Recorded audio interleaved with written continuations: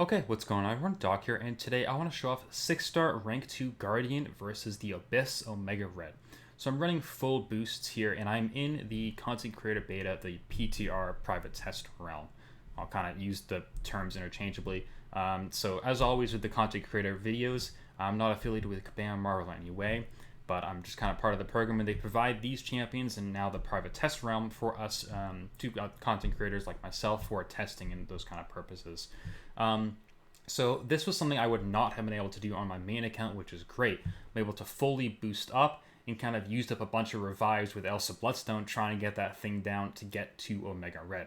So I just wanted to see just how good Guardian could do against some of the biggest endgame content in the game. And I decided to kind of go with a slightly easy fight comparatively with Omega Red. So with Guardian against Omega Red, I have class advantage first off, and again I'm running full boost here. And I'm going to just try and see how much you can do in a single shot. Kind of talk about a little bit about my thoughts on Guardian as well. So one good thing about the Omega Red fight with Guardian is Guardian can't crit. So normally every crit would increase Omega Red's power rate by 1%. So 100 crits, you'd have 200% power gain rate, and that'd be super annoying to kind of fight him. I push him to his SP2 here. He is not throwing specials. That's all right there. So basically, Guardian can't crit. He does extra shock damage instead, so Mega Red's power rate is never going to go up, and that's on top of class advantage. And I'm going to be playing relatively passive as well to kind of avoid his death spores.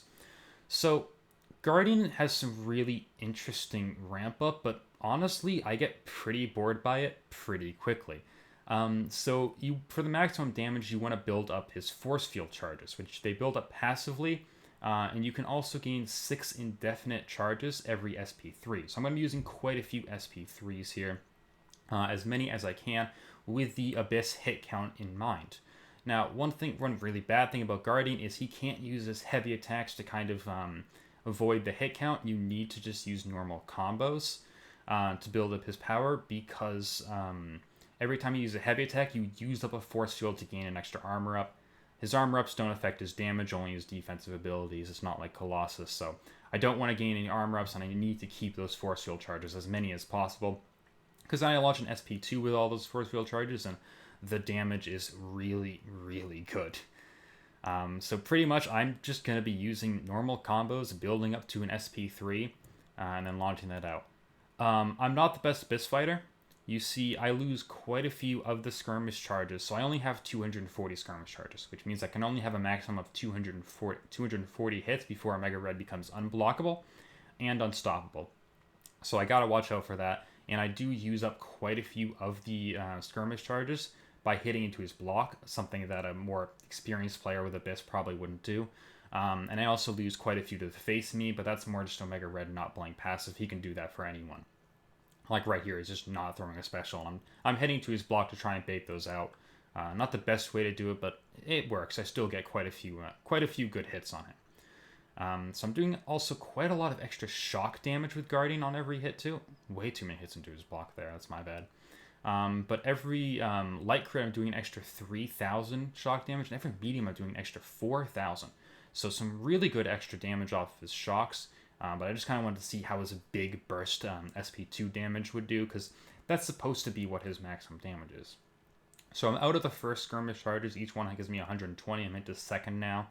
Again, using up way too many on the block. I apologize about that, but I'm just kind of figuring this out. This was the first time I had done this Omega Red fight. Like I said, I've never gone into Abyss on my main account, really. So this is just something I was able to do on the PTR, which was really, really nice. So I think I get off 2 more SP3s here in the 80-something hits that he has left. And then an SP2 as well, because got to get that maximum damage off. So I've used up 3. This is my 4th SP3, so I get 5 in total. It's quite a lot.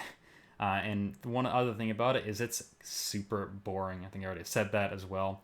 But it's just kind of a really, really slow ramp up. And honestly, I haven't been the biggest fan of Guardian. I know a lot of people have been really big fans of him. And that's kind of why I wanted to show this. I'm trying to be a little bit critical of him, because I like to be relatively critical, especially of champions that I personally don't find super interesting, even if they're considered beyond god tier, just to kind of give a differing opinion on these kind of champions. Guardian's definitely one of them. This is all about his damage, though. I'm not really going to touch on his utility too much, although I do at the very end. 22 force field charges, 50 hits left possible, so I'm going to go for one more SP3 here in a second. Got a little bit better about not wasting too many hits into his block. As the fight went on, I kind of realized just how much of an effect that was having. Last SP3 here. So SP3 animation is also honestly super long. It makes the ramp up even worse, I think, which is kind of slightly annoying, but that's all right. All right. Last SP3 got 29 charges here. He evaded me there. Luckily, didn't get hit. I didn't get hit at all until the very end of this fight, which is really good.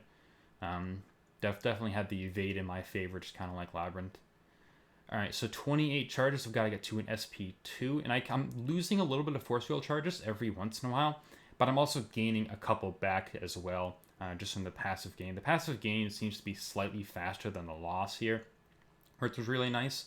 But I can't just wait it out forever because that face me is going to lose quite a few as well. So 28, I'm going to go back up to 29 in a second here. Here's the big hit. Couple of 70,000 extra energy damage. Didn't hit the maximum. Guardian said sorry A there, which is really funny. And I decided to just kind of cheese it out from here. So I did 35% on Omega Red. Not too bad. And here's a little bit of his utility. I'm resisting him breaking into my block with the unblockable strikes. Because he's a mutant, that's kind of one of the abilities Guardian has, which is honestly really cool, and especially worked out really well for this because I'm just parrying him even though he's unstoppable and unblockable, and you could probably go for quite a long time against Omega Red because of this ability. So that's a really cool thing about him. But right here, I've just been too passive against the wall. I started to die to the degen, but I decided to throw an SP1. Didn't quite get him back there. That's alright. So, overall, did just under 1 million damage. Nice little bit of utility with being able to block the unblockable there, but still, for a single try with a 6-star rank 2, I've seen better, is pretty much what I'm going to leave it at. I'll let you guys kind of decide whether or not doing about 1 million damage and as many hits as I did is kind of worth it. Personally, I don't think it is, just because the ramp up took a lot of SP3s, it was really long. 7 minutes for that many hits, it's not that great, but it's still pretty interesting. And again, his utility is really interesting. Suicides would have helped him quite a lot. His armor up reduces them. That's something I didn't really consider during this run, but I just want to mention it because you're also using SP3s. You're not going to be taking any recoil damage until you launch your SP2. I also could have launched an SP1 right before the SP2 if I had a couple more hits. That would have given me 3 more force field charges, but I would have had to be aggressive to kind of use up those 3 before they went away. Just a couple things to consider, but still a pretty interesting try against Abyss.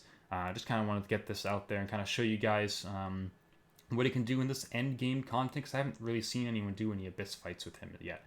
So that's going to do it for this video. Thank you guys for watching. I will see you in the next video. Hopefully you enjoyed. Have a good one.